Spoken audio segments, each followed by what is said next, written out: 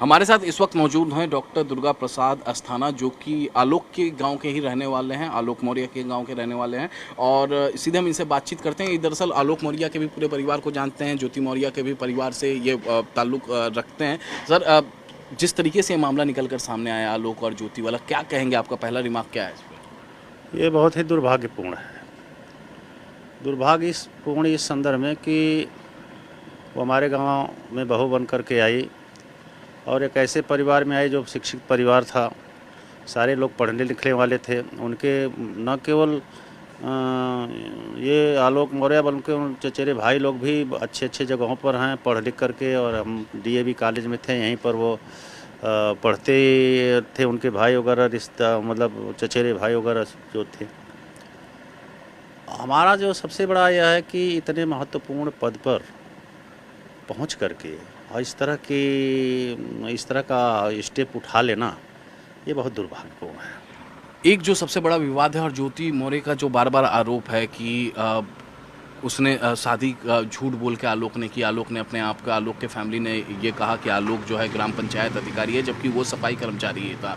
तो ये ज्योति को बहुत बड़ा गहरा चोट पहुंचा था, धक्का पहुंचा था जब वो शादी करके आई थी। तो इस बाबत ज्योति के फैमिली से या फिर आलोक के फैमिली से आपकी बातचीत, क्या कोई इस तरीके से झूठ बोला गया था? देखिए, ऐसा है कि गांव में तो कोई इस तरह का कार्ड नहीं बटा था। जैसा कहता कि कार्ड में लिखा था कि वो है क्या है, किस पद पर है। वास्तव में यह स्थिति थी कि इन लोगों का पहले से भी परिचय था। वहाँ से जब वो अपने मायके में अपने गांव में थी जो है, तो परिचय किसका? आलोक और ज्योति का परिचय पहले से था। आलोक के चचा उसके बगल में रहते थे, उनके परिवार के बगल में रहते थे। उनकी माँ जो है वो दुकान के पिताजी करते थे। वो उसके ये जो थी चक्की वगैरह था, या जैसा लोग बताते हैं। नहीं, मुझे एक बात बताइए, आलोक के चाचा कौन, क्या नाम हुआ उनका? वो झुराली थे, झुराली मौर्य थे। वो झुराली मौर्य उसी गांव में, मतलब ज्योति के गांव में जाया करते थे? हाँ, वहीं पर उनकी तैनाती एज ए पुलिस हुई थी, वहाँ पर थे वो।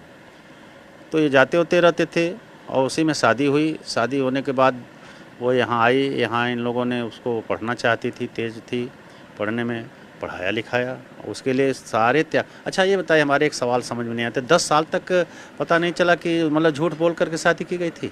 और 10 साल तक निर्वहन किया जा सकता तो आगे क्यों नहीं निर्वहन किया जा सकता था?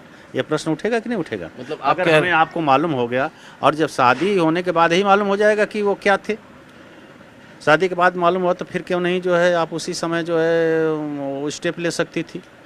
और जब वो पढ़ा रहा था, आपके साथ था, 2 बच्चों की माँ, बच्चियों की माँ बनी है, तो अब पता चला जब आपका एक वास्तव में यह था कि जब एक स्तर हो गया तो यह लगने लगा कि वो भाई बहुत छोटे स्तर का हमारे सारी चीज़ें यहाँ से शुरू होती हैं।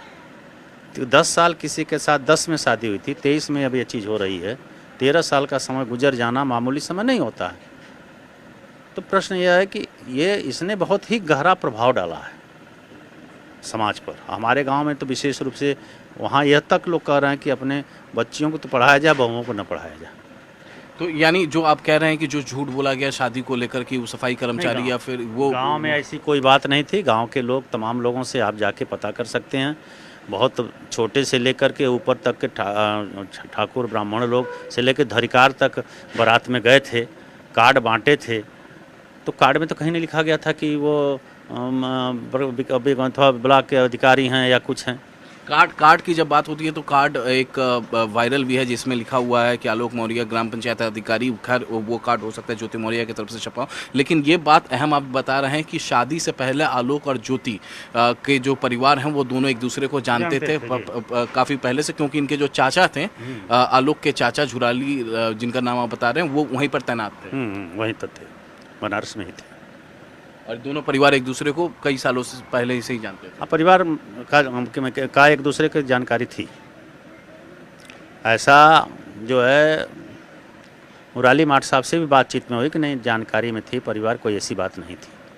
तो जानकारी में था तो ये कैसे नहीं पता चलेगा कि यह किसका पद पर है? अगर आप वास्तव में जब संतुलन जब तक था तब तक तो ठीक था। वो भी इंटरमीडिएट पास थी, उसका भी परिवार गरीब था। ये भी इन्होंने पढ़ाया। लेकिन जब डिसबैलेंस हो गया, इक्विलिब्रियम थोड़ा सा डिसबैलेंस हुआ कि वो पीसीएस हो गई, ये वहाँ जहाँ का तहाँ रह गया। प्रश्न यहीं से होता है। अमन ये जो दहेज की बात ज्योति ने आरोप लगाया कि 50 लाख रुपया एक फ्लैट, ना। इस पर क्या कहेंगे आप? ना तो वो दहेज लेने में सक्षम थे उतने, उनके परिवार वाले न दहेज देने में सक्षम थे। वो दहेज देने में भी नहीं सक्षम। 50 लाख या 25 लाख की कोई बात ही नहीं थी। 5,000 रुपये की बात थी तो भी नहीं मुराली माट साहब लिए। मुराली माट साहब एक ईमानदार अध्यापक थे, हमारे गांव के में भी प्रधानाध्यापक रहे हैं। और उसके बाद जब उनको आया था बनाने के लिए विद्यालय का जो भवन, तो उसमें थोड़ा सा इधर उधर ईमानदारी से बनवा रहे थे। कुछ लोगों ने आलोचना किया कि अरे ऐसे नहीं, ऐसे करिए, वैसे उन्होंने छोड़ दिया था। अच्छा, उनकी छवि दूसरे तरह की है, मुराली माट साहब की छवि दूसरे की तरह की ज्योति ने ये आरोप लगाया कि एसडीएम बनने के बाद 50 लाख रुपए की डिमांड की गई और फ्लैट लेने की। भाई आप बहू हैं, एसडीएम बनने के बाद कोई डिमांड करता है? आप उनकी बहू हैं, वो आपके ससुर हैं, आप मकान बनवाएं अथवा क्या बनवा लिया 50 लाख का डिमांड करके? आप देखे होंगे तो एक ठो कमरा तो बना हुआ, 2 ठो कमरा बना हुआ। अब मुराली माट साहब प्राइमरी स्कूल के टीचर थे, उनकी इतनी तनख्वाह थी कि वो जितना बना उतना बनवा सकते थे। और उसके अतिरिक्त अगर कहीं बनवाया होगा तो आपने बनवाया होगा, आपने बनवाया तो आपका ही है वो, आप कोई अलग की तो थी नहीं। आप हमारे परिवार में 13 साल से रहें, 13 साल बाद हम आपसे 50 लाख का डिमांड करेंगे? हम लोग भी अपने यहाँ हमारे बहुआ आई हैं, हम लोग तो 1 रुपये हम लोगों ने शादी किया। और उसी तरह है, कुछ नहीं। हमारी दूसरी बहू मैं आपको दिखा सकता हूँ, वो भी BA पास है।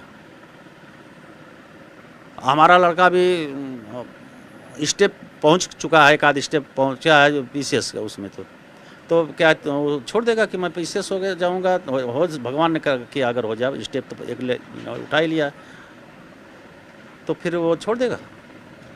Thank you. तो ये थे प्रधानाध्यापक जी, रिटायर्ड हैं, लेकिन इनका साफ साफ ये कहना है कि जितने भी आरोप ज्योति मौर्य ने अपने फादर इन लॉ और पति पर लगाए हैं वो सभी बेबुनियाद हैं।